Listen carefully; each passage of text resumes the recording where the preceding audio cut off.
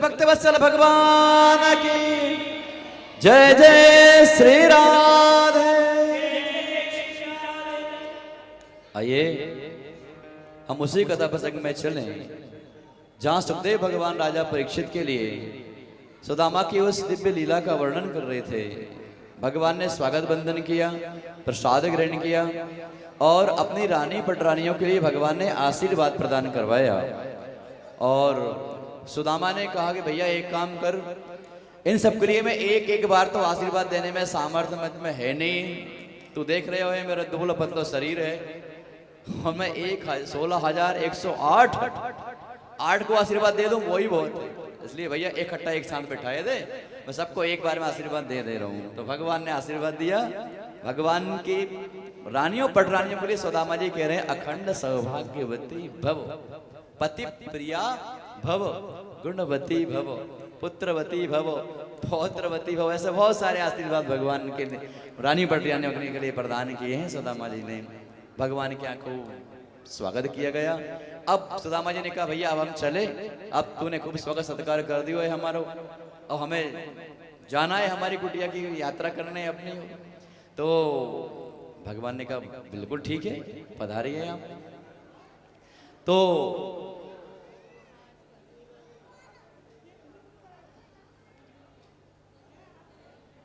इस प्रकार भगवान से जब खूब सेवित हुए और भगवान ने उनके मन को मोह लिया।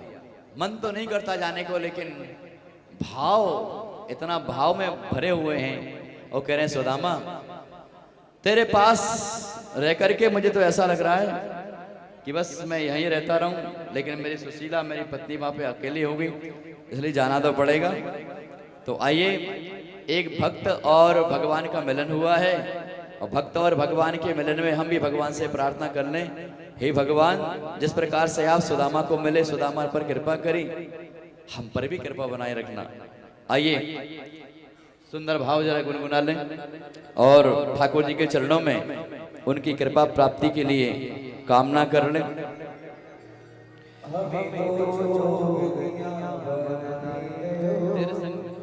ठाकुर जी से प्रार्थना करिए, कहिए हे नाथ सुदामा का जाने का मन तो नहीं है, लेकिन कह रहे हैं ऐसे हमारा मन भी नहीं है कथा में से जाने का, लेकिन क्या करें, कह दो वो तेरे संग में रहेंगे हो मोहना, तेरे संग में रहेंगे हो मोहना।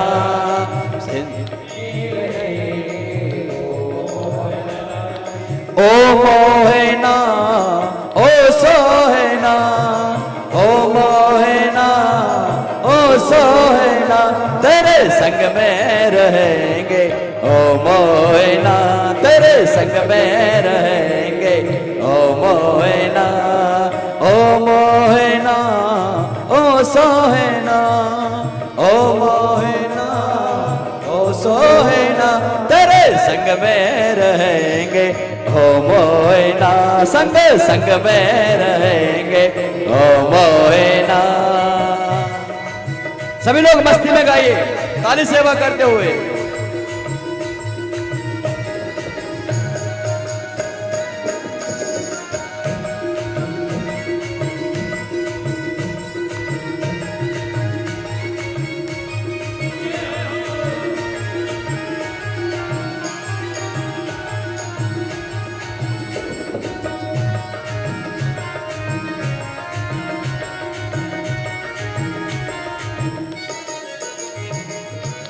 तुम चंदन बनो हम पानी बने, तुम चंदन बनो,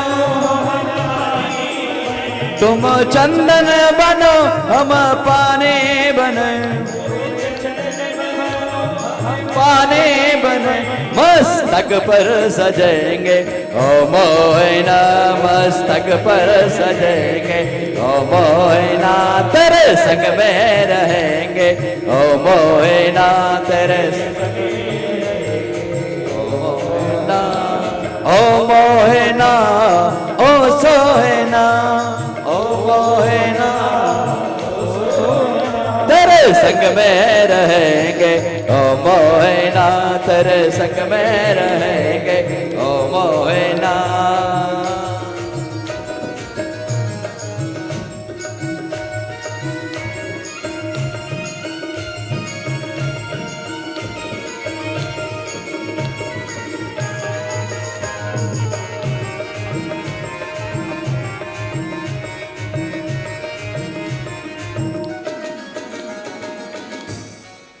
तुम वक्ता बनो हम श्रोता बने तुम वक्ता बनो हम श्रोता बने तुम वक्ता बनो हम श्रोता बने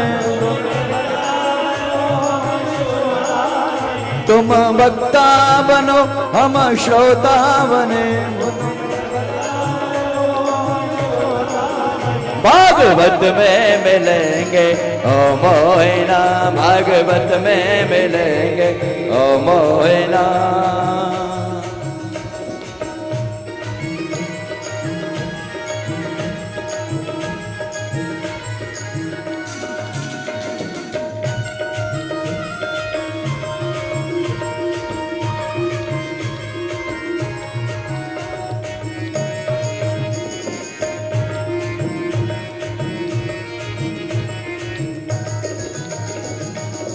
तुम पुष्प बनो हम धागा बने तुम पुष्प बनो हम धागा बने तुम पुष्प बनो हम धागा बने तुम पुष्प बनो हम धागा बने कहाँ मिलेंगे कहाँ मिलेंगे माला में मिलेंगे हो मोहना तेरे ओ मोहना तेरे संग में रहेंगे ओ मोहना तेरे संग में संग संग में रहेंगे ओ मोहना संग संग में रहेंगे ओ मोहना ओ मोहना ओ सोहना ओ मोहना ओ सोहना तेरे संग में रहेंगे ओ मोहना तेरे संग में रहेंगे ओ मोहना तेरे संग में रहेंगे ओ मोहना तेरे संग में रहेंगे ओ मोहना तेरे संग में रहेंगे ओ मोहना तेरे संग में रहेंगे ओ मोहना तेरे संग में रहेंगे ओ मोहना तेरे संग में रहेंगे ओ मोहना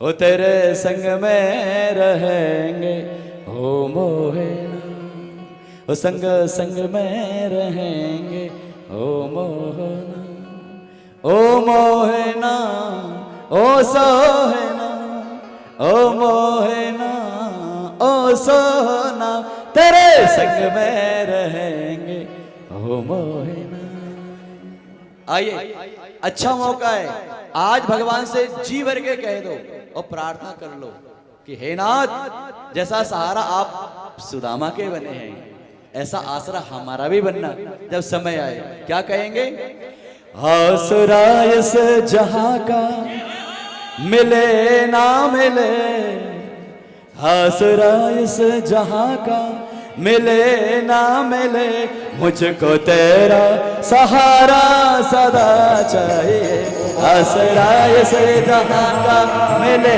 ना मिले मुझको तेरा सदा चाहिए मुझको तेरा सहारा सदा चाहिए मुझको तेरा सहारा चाहिए चांद तारे पलक पर दिखे ना दिखे चांद तारे मुझको तेरा नजारा सदा चाहिए, मुझको तेरा नजारा सदा चाहिए। आसरा इस जहां का मिले ना मिले, मुझको ना मिले, मुझको तेरा सहारा सदा चाहिए। आसरा इस जहां का मिले ना मिले, मुझको तेरा सहारा सदा चाहिए।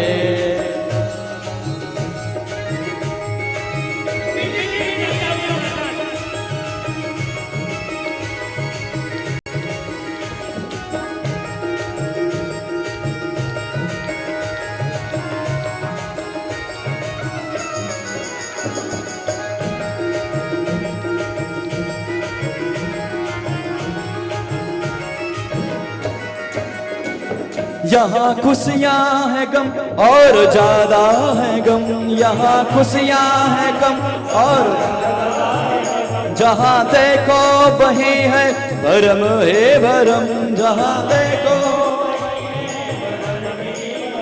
मेरी महफिल में शम्मा जले ना जले, मेरी महफिल मेरे दिल में उजाला तेरा चाहिए, मेरे दिल में उजाला तेरा चाहिए। आसरा इस जहां का मिले ना मिले, मुझको तेरा सहारा सदा चाहिए। आसरा इस जहां का मिले ना मिले, मुझको तेरा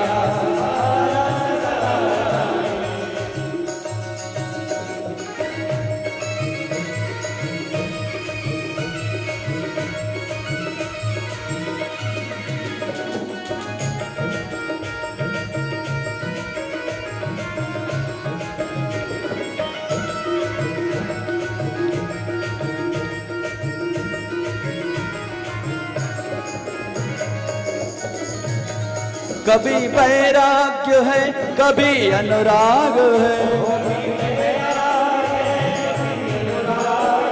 कभी वैराग्य है कभी अनुराग है। जहाँ बदले हैं माली वही बाग है,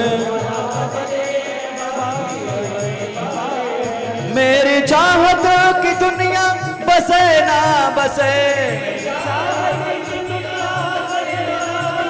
मेरे दिल में बसेरा तेरा चाहिए। आसरा इस जहां का मिले ना मिले, मुझको तेरा सहारा सदा चाहिए। आसरा इस जहां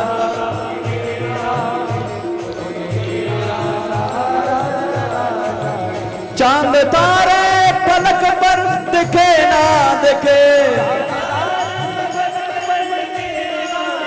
मुझको तेरा नजारा सदा चाहिए, मुझको तेरा नजारा सदा चाहिए। आसरा इस जहां का मिले ना मिले, मुझको तेरा सहारा सदा चाहिए। आसरा इस जहां का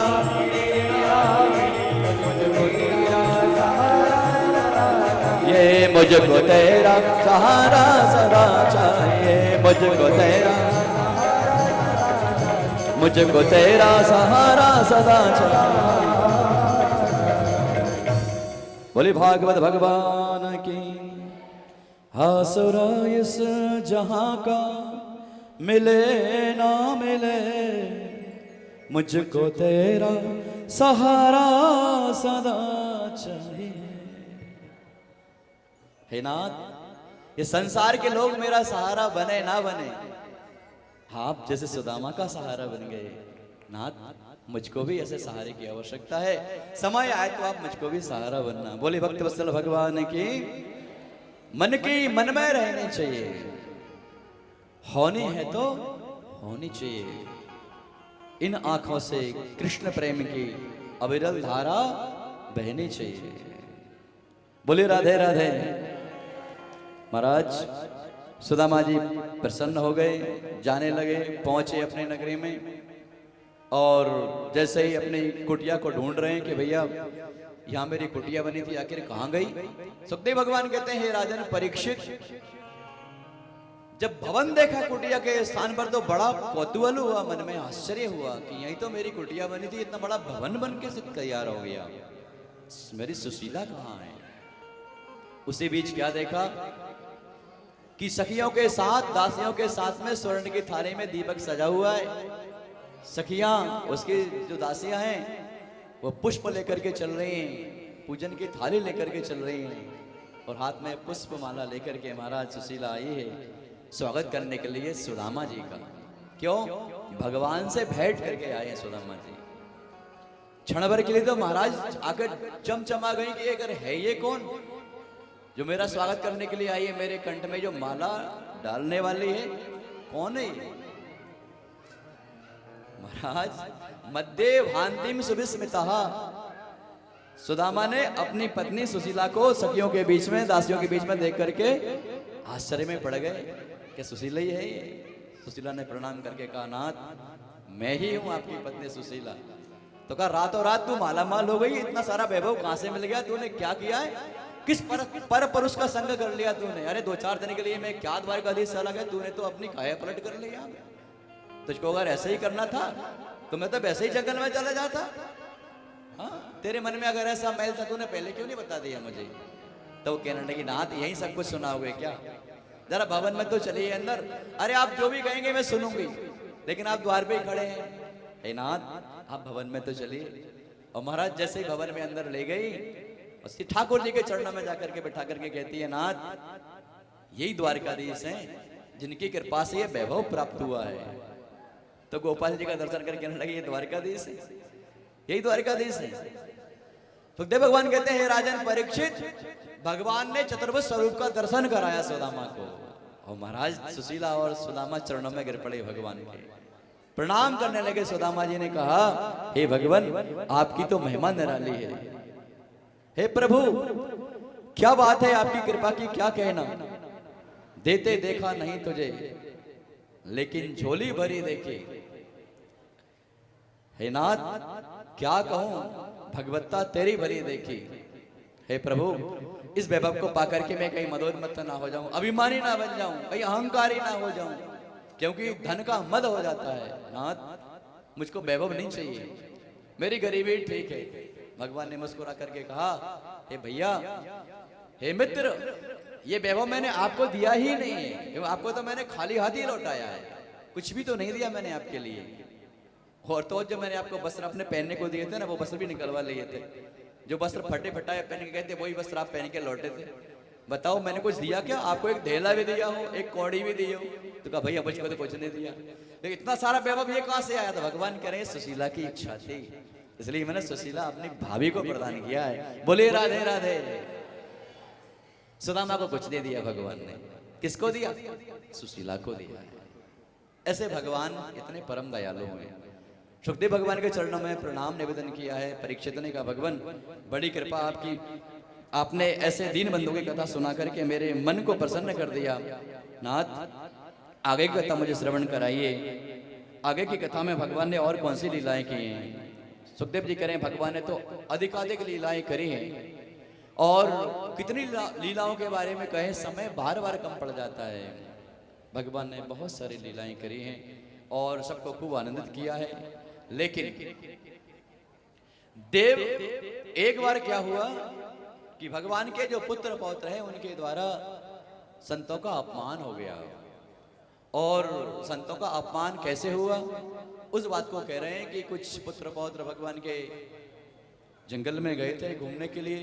दुर्वासा आदि ऋषियों का वहां पर आगमन हुआ और सांब बड़ा सुंदर था, उसको साड़ी पहना दी, पेट में एक कपड़ों की पुंडली बना के लगा दी और उसको बढ़िया एक नव कुमारी बना करके एक सुंदर स्त्री का रूप बना करके खड़ा कर दिया। और महर्षि गणों से कहा, हे देवर्षियों, हे महर्षियों, आप तो बड़े त्रिकालदर्शी होते हो, आप एक बात तो बताओ, जो स्त्री सामने खड़ी है आपके, ये हमारी भाभी है, बताइए तो सही जरा, इनके गर्भ से क्या अवतार, क्या जन्म होगा, क्या बेटा होगा या बेटी होगी?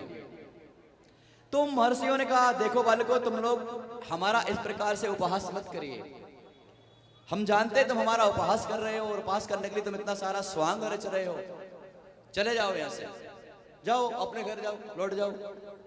नहीं माने महाराज, कहने लगे आप तो त्रिकालदर्शी कहे जाते हो नहीं, कोई सिद्धि विद्या नहीं है तुम्हारे पास। दुर्वासा जी से महाराज नहीं रहा गया, क्रोध में आकर के कहने लगे महाराज जनिष्यति वो मंदाहा मूसलम कुल नाशनम। तुम कह रहे हो ना कि बेटा होगा कि बेटी होगी, ना बेटा होगा ना बिटिया होगी, इससे एक मूसल पैदा होगा। जनिष्यति वो मंदाहा मूसलम कुल नाशनम, और ऐसा मूसल पैदा होगा कि तुम्हारे कुल का नाश कर देगा। घबरा गए महाराज बाल गोपाल, रोने लगे, चरणों में गिर पड़े। और महाराज जैसे ही उसके कपड़े निकाले सांब के, पता लगा उसे मूसल मेरा लोहे का। अब घबराने लगे सब। ऋषियों ने कहा जाओ घर पे दादाजी को कहना ऐसी सी बात हुई है। सब बाल गोपाल महाराज भवन में पधारे। वो बात उग्रसेन जी के कान में पहुंची। उन्होंने सूरसेन जी के जब वो कान में बात पहुंची है तो महाराज वहां पर उन्होंने क्या किया, उस जो लोहे का वो मूसल था उसके लिए खूब बारीक बारीक पिसा करके उसकी धूल बना करके समुद्र में फेंक दिया।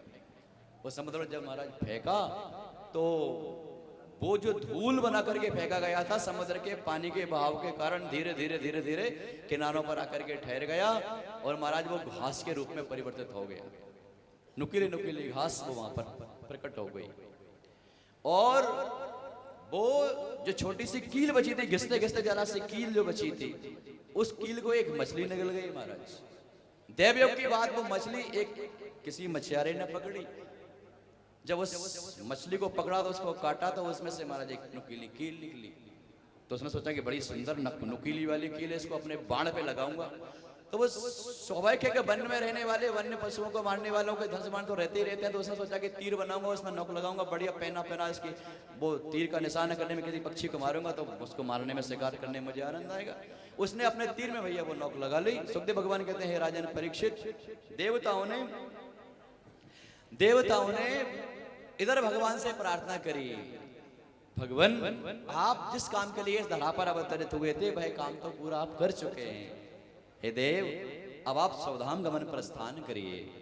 सुखदेव भगवान कहते हैं राजन परीक्षित, देवताओं के कहने से भगवान ने लीला अपनी समेटने का निश्चय कर लिया। उद्धव जी महाराज समझ गए कि भगवान कुछ करना चाहते हैं और जहां भगवान समुद्र के किनारे एक वृक्ष की छाया में विराजित थे, उद्धव जी महाराज वहां पर पधारे। का भगवान मुझे ऐसा एहसास हो रहा है, अनुभूत हो रहा है कि आप कुछ करने वाले हैं।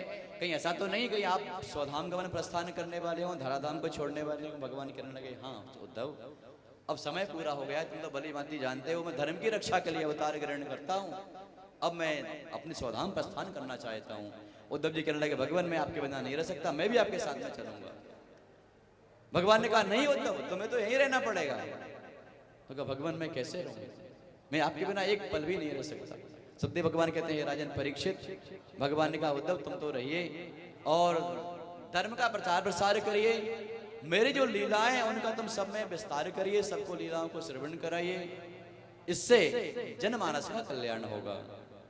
कहा भगवान मुझे कोई सदुपदेश करिए। तो अवधूत व्याख्यान वहां पर सुनाया गया है महाराज। दत्तात्रेय जी ने जो प्रहलाद जी के लिए जो बातें बताई थी 24 गुरियों के क्या क्या उन्होंने ज्ञान सीखा है, वो सारी बातें सारा ज्ञान हमारा उद्धव जी को कराया है। परीक्षित को कहा है राजन परीक्षित, इस प्रकार से उद्धव जी का मन प्रसन्न हुआ। देवगण आकाश मंडल में प्रकट हो गए और कहा भगवान आप हमारे लोक को पधारे। ब्रह्मा जी ने कहा आप हमारे लोक को पधारे।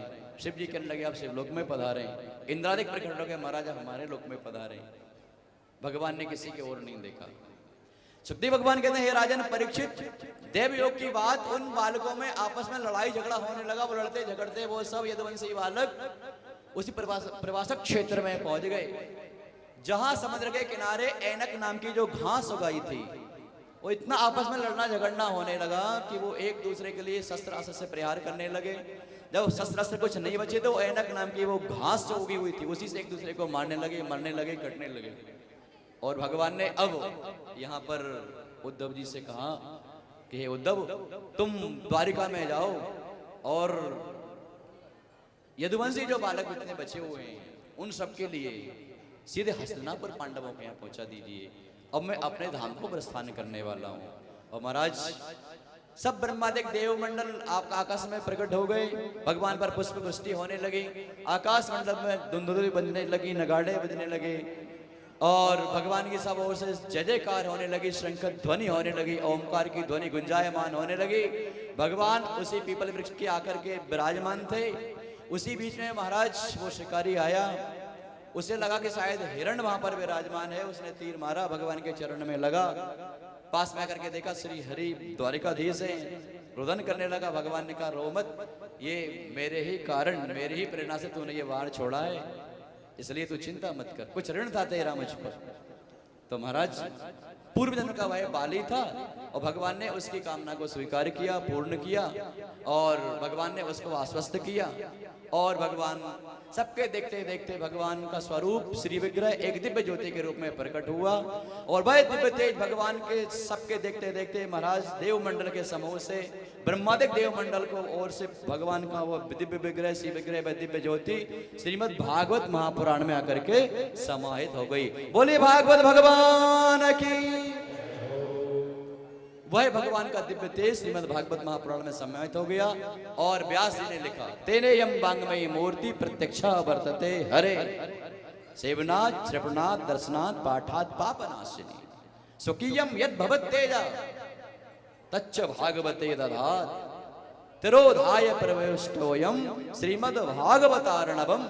भगवान ने उस दिव्य तेज को भगवान ने भागवत जी में समाहित कर दिया। बोली भागवत भगवान की जय जय श्री राधे। इस प्रकार से सुखदेव भगवान ने कहा है राजन परीक्षित, अब और क्या पूछना चाहते हो?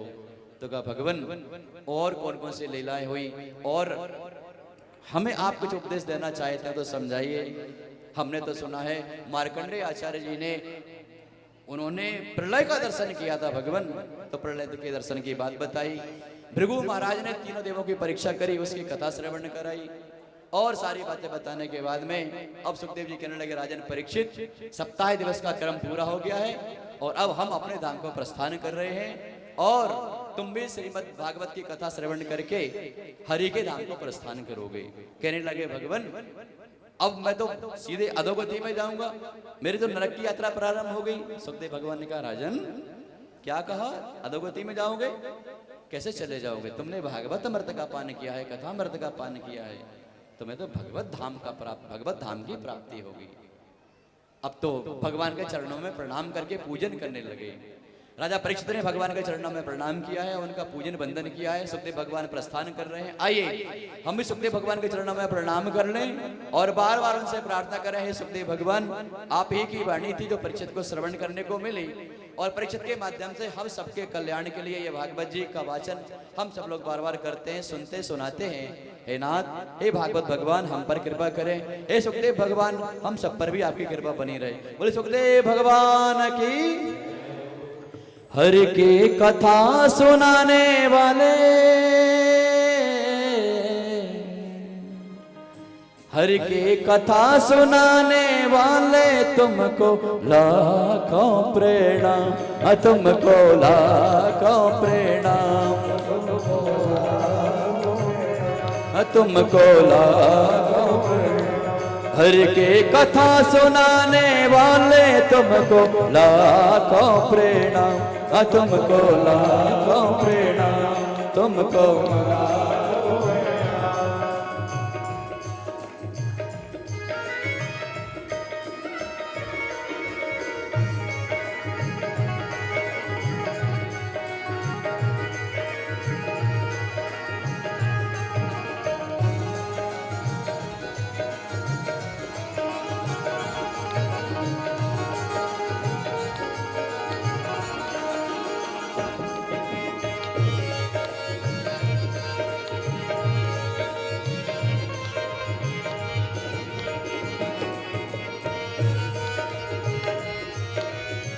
हम भूल रहे थे वन में, बल खो गए थे तन में। हम भूल रहे थे वन में,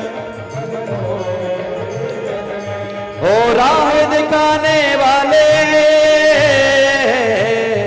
हर के राह दिखाने वाले तुमको लाखों प्रणाम, तुमको लाखों प्रणाम, तुमको लाखों प्रणाम, तुमको लाखों प्रणाम।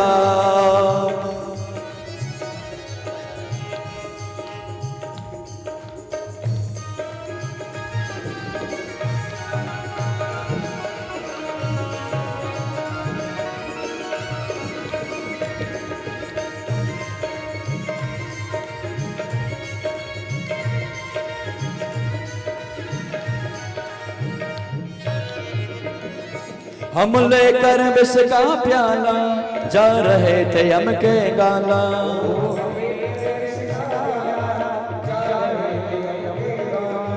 हम लेकर विष का प्याला जा रहे थे यम के गाला।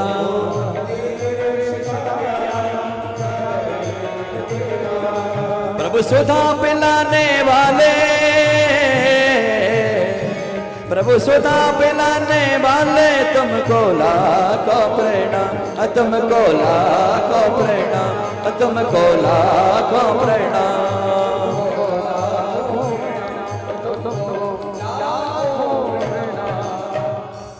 बोले भागवत भगवान की।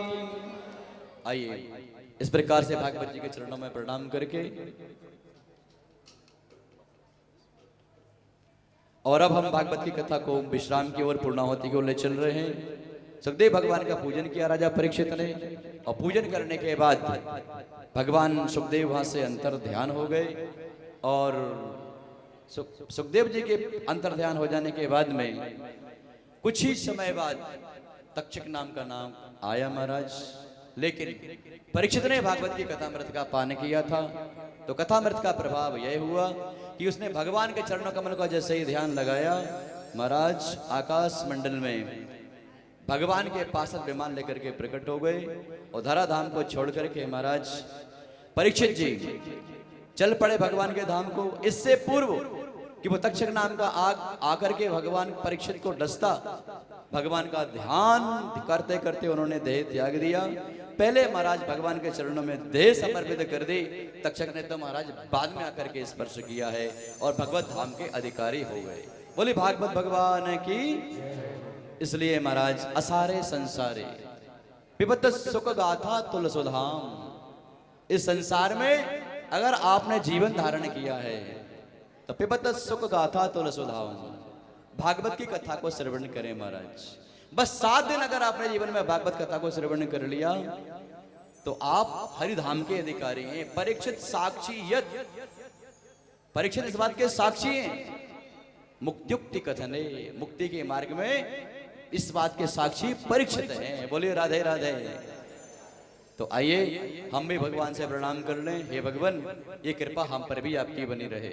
शास्त्रों ने महाराज ऐसे ही कहा है कि हरितो रूप पतंग है चढ़े हुए आकाश, नाम डोर के खींचते आ जाते हैं पास। भगवान श्री हरि तो महाराज भाव के भूखे होते हैं, जिससे भाव ने पुकारा।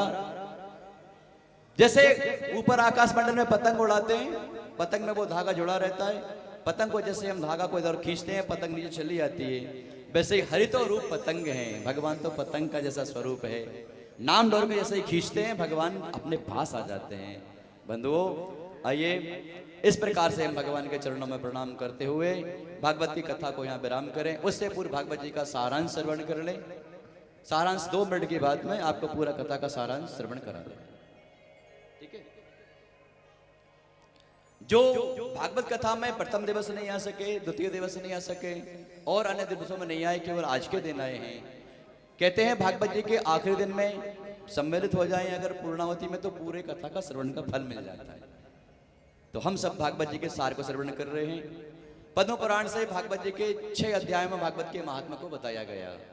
सच्चिदानंदगण भगवान की वहां पर प्रार्थना की गई, उनको प्रणाम किया गया, जिसमें भक्ति और ज्ञान वैराग्य की कथा हमने श्रवण करी। सप्ताह कथा के क्रम को समझाया। भागवत जी के प्रथम स्कंद में हम सब ने मंगलाचरण किया, जिसमें सत्य की शरण ग्रहण की बात कही गई। और प्रथम जो 3 श्लोक हैं जिसमें भगवान का सत्य की शरण की बात कही, दूसरी ज्ञान की बात बताई गई कि भगवान की कथा को सुनने का अधिकारी कौन, निर्मत्सराणाम, जो निर्मत्सर हैं वो भगवान की कथा के अधिकारी हैं। तीसरी बात भागवत की कथामृत की पान की बात बताई गई। और प्रथम स्कंद में ही महाराज कुंती का वो चरित्र हमने श्रवण किया, जिसमें भगवान की चरणों में प्रणाम करते हुए दीनता को मांगा, गरीबी को मांगा, संकटों को मांगा। कुंती ने, भगवान ने कहा है बुआ मैं आपको संकट, सारे संकट में तो आपने जीवन जिया ही है, और क्या आपको संकट प्रदान करूं। भगवान लौट आए द्वारिकाधीश, द्वारिकापुरी नहीं गए। भगवान ने पितामह भीष्म के स्तवन को स्वीकार किया, उन पर कृपा करी और समय आगे बढ़ा। अब राज्य की सत्ता परीक्षित के हाथ में थी। कलिकाल का आगमन हुआ, कलिकाल को 4 स्थान प्रदान किए, 5वां स्थान भी दिया गया। सभासदों के कहने से जरासंध का मुकुट धारण किया, ब्राह्मण का अपमान हुआ, श्राप मिला, 7 दिन का जीवन मिलने की बात कही, गंगा के किनारे पहुंच गए, संतों का आगमन हुआ, प्रश्नों के लिए समाधान मांगा, कोई समाधान देने को तैयार नहीं था। सुखदेव भगवान ही प्रकट हो गए श्री हरि के रूप में, और भगवान के समाधान में कहा कि हे राजन, बरिया नेस्ते प्रश्न, तुम्हारे जो प्रश्न है ये जगन मंगल की कामना से तुमने ये प्रश्न किए हैं। इस प्रकार से यही पहला स्कंद का विराम और दूसरा स्कंद प्रारंभ हुआ। दोनों प्रश्नों का समाधान में भागवत जी की कथा की बात बताई गई, सद्यो मुक्ति क्रम मुक्ति की बात बताई गई, और भगवान के विविध अवतारों की बात बताई गई। महाराज भगवान के विराट स्वरूप का वर्णन कराया गया। द्वितीय स्कंद का विराम हुआ। तृतीय स्कंद में भगवान ने कपिल देव के रूप में अवतार ग्रहण किया था, और जिसमें सृष्टि परंपरा की बात पूछी गई थी। सूकर रूप के बाद में भगवान ने सनकादिक का रूप धारण किया था। मनु शतरूपा आदि ने कहा कि भगवान धरती तो है ही नहीं है, तो भगवान ने सूकर रूप धारण करके धरा को ला करके मनु शतरूपा के लिए सृष्टि निर्माण के लिए आदेश किया है। 3 कन्याएं और 2 पुत्र हुए थे। उन्हीं 3 कन्याओं का 2 पुत्रों के लिए सारी सृष्टि का क्रम आगे बढ़ता चला गया। देवहूति की कन्या के यहाँ कपिल देव जी पधारे महाराज, और कपिल देव जी ने सांख्य शास्त्र का ज्ञान देवहूति को दिया है, और अंत में जाकर के महाराज गंगा सागर में जाकर के समाहित हो गए। तृतीय स्कंद को विराम हुआ। चतुर्थ स्कंद में हमने यह सुना कि जो राजन हैं जिनका नाम उत्तानपाद है, ध्रुव उनके पुत्र हैं, जंगल में गए, भगवान की कृपा प्राप्त करी, तपस्या करी, भगवान ने वरदान दिया, 36,000 वर्ष तक शासन किया। उन्हीं के वंश में अंग बैन आदि हुए, पृथु भगवान हुए, भगवान उन्होंने 100 यज्ञ किए, भगवान प्रकट हुए, वरदान मांगा। हे नाथ, मैं आपसे यही चाहता हूं, विदस्व करुणा युत में समय प्रिय है भगवान, मेरे 1000 कान हो जाएं। ये दोनों कानों से आपकी कथा सुनने में मेरे लिए आनंद नहीं आता। कितने कान होना चाहिए मेरे? 1000 कान। तो भगवान कहने लगे 1000 कान कहाँ लगाओगे शरीर में, इसलिए हम आपको 10,000 कानों का सामर्थ्य इन्हीं दोनों कानों में वरदान करते हैं। तो भृतु जी महाराज ने भगवान का ऐसा अनोखा वरदान प्राप्त किया था महाराज। आगे चल के इन्हीं के वजह से महाराज प्रियव्रत थे, जो चौथे स्कंद में प्रियव्रत की बात बताई गई। अग्निद्र, नाभीर, सदेव जी, जड़पुरत आदि इनके पुत्र के रूप में प्राप्त हुए। रघुगढ़ के लिए ब्रह्म का ज्ञान प्रदान किया महाराज भरत जी ने, और सुखदेव जी ने इस चतुर्थ स्कंद में महाराज खगोल भूगोल तमाम सारे नरकों का वर्णन किया, अजामिल का उपाख्यान श्रवण कराया, और भारत भूमि की बात बताई गई।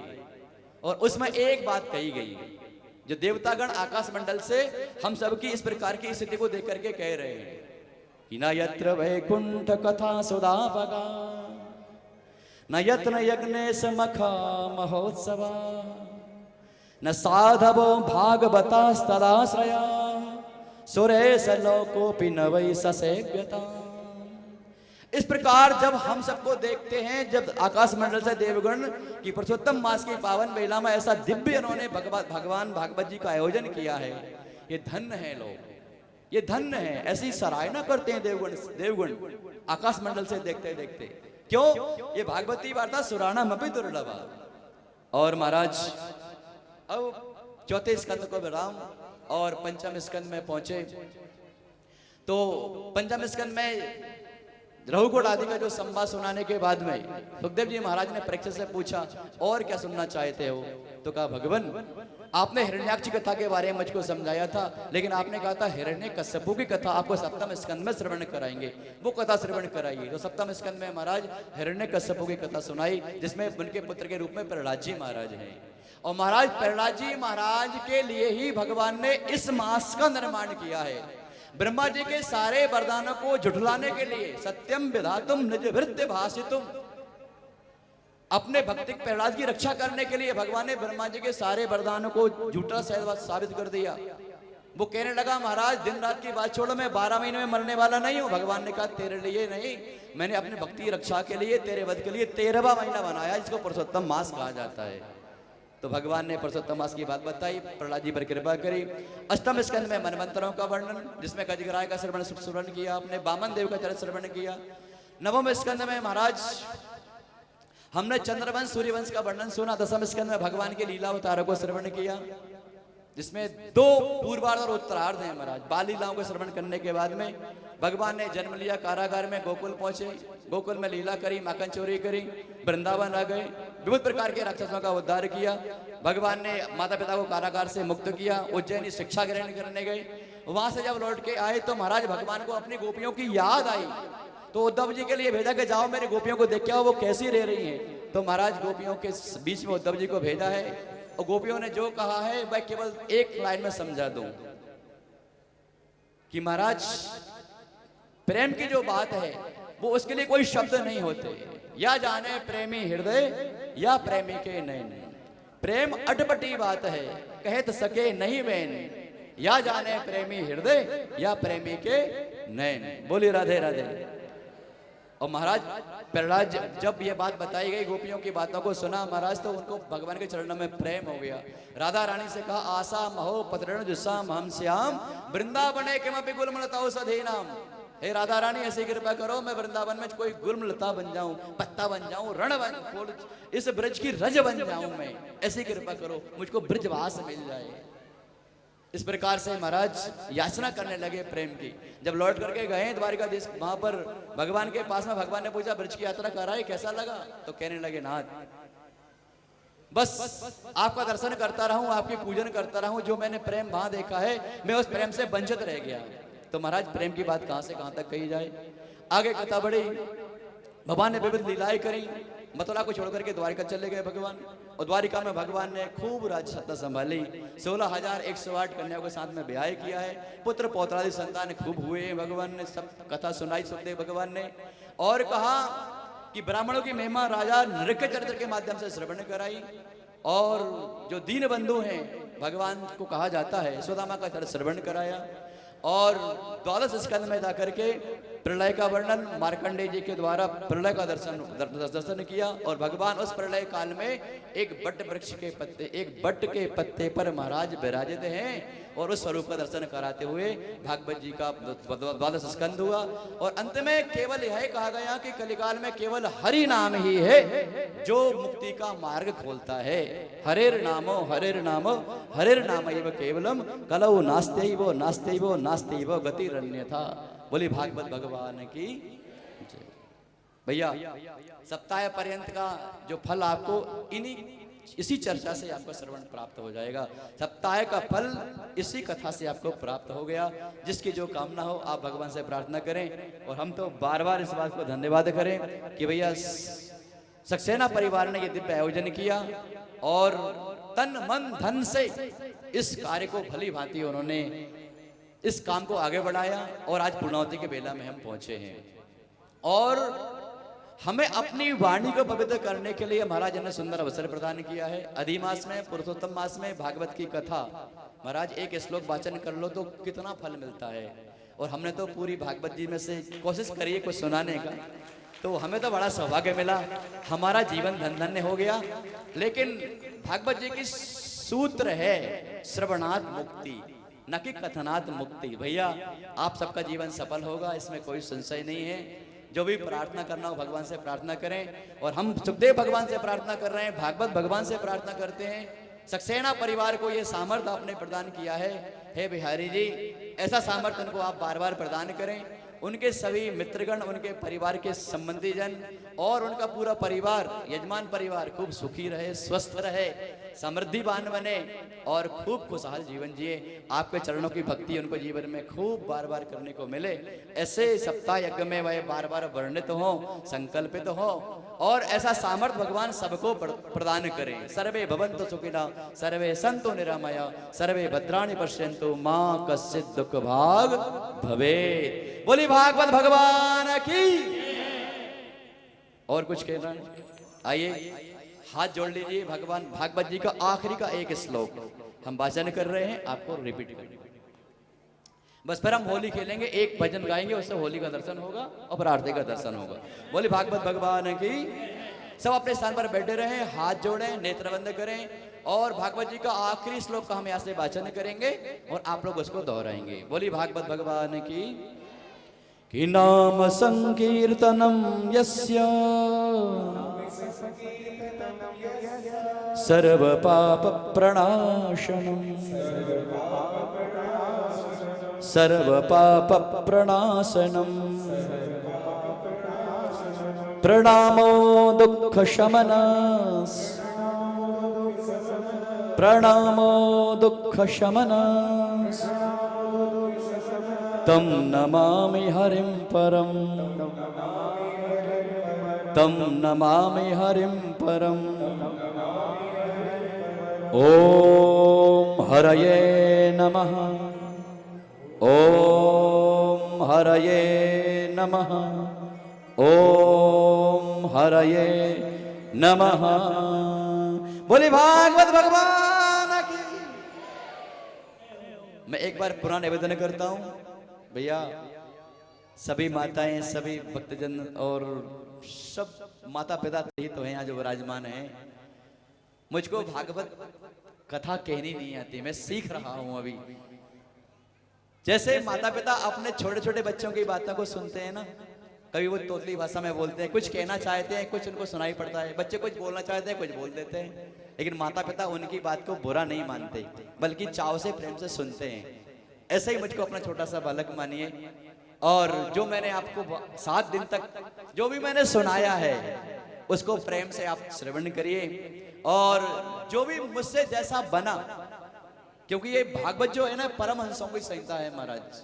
ये तो कोई बड़े दिव्य महापुरुष संत पुरुषों की वाणी से ही शोभित होता है। बड़े बड़े परमहंसी इसको कथा श्रवण कराने में सामर्थ्य रखते हैं, लेकिन भैया ब्राह्मण के कुल में ये देह हमको प्राप्त हुई है। कुछ संस्कार ऐसे थे कि ब्राह्मण का शरीर मिला, ऐसा देह गेह मिला, हमारे दादाजी का आशीर्वाद मिला, गुरुदेव का आशीर्वाद मिला। संस्कृत महाविद्यालय में गुरुकुल में रह करके शिक्षा अध्ययन किया, और मेरे गुरुदेव ने इस मार्ग में मुझको पकड़ा दिया कि आप अपनी वाणी से हरि कीर्तन करिए, हरि कथा का वाचन करिए, सीखिए। क्योंकि बालक जब चलना नहीं जानता ना तो बार बार गिरता है, उठता है, उठता है, गिरता है, लेकिन चलना सीख जाता है, खड़ा होना सीख जाता है। उसी प्रकार से आपके सामने टूटी फूटी वाणी में कोई शुद्ध अशुद्ध उच्चारण में जैसा मुझसे बना, मैंने भागवत का वाचन किया, आप इसको स्वीकार करिए। बोली भागवत भगवान की। हाँ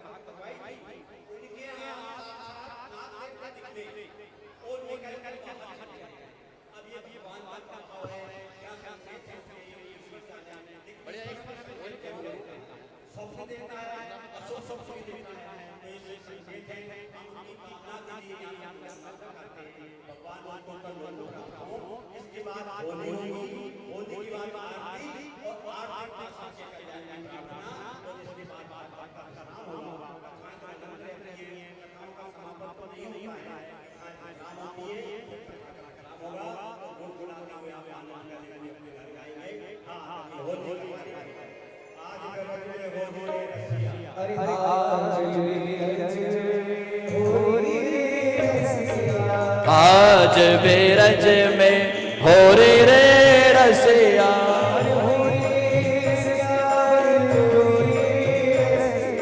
हो रे रे रसिया बर जो रे रे रसिया।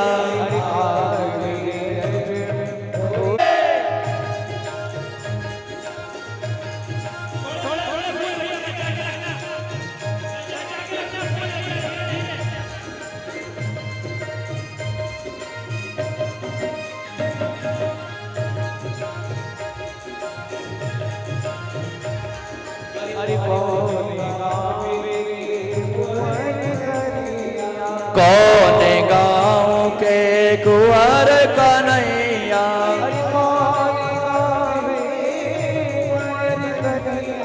कौन गाँव के कुंवर कन्हैया।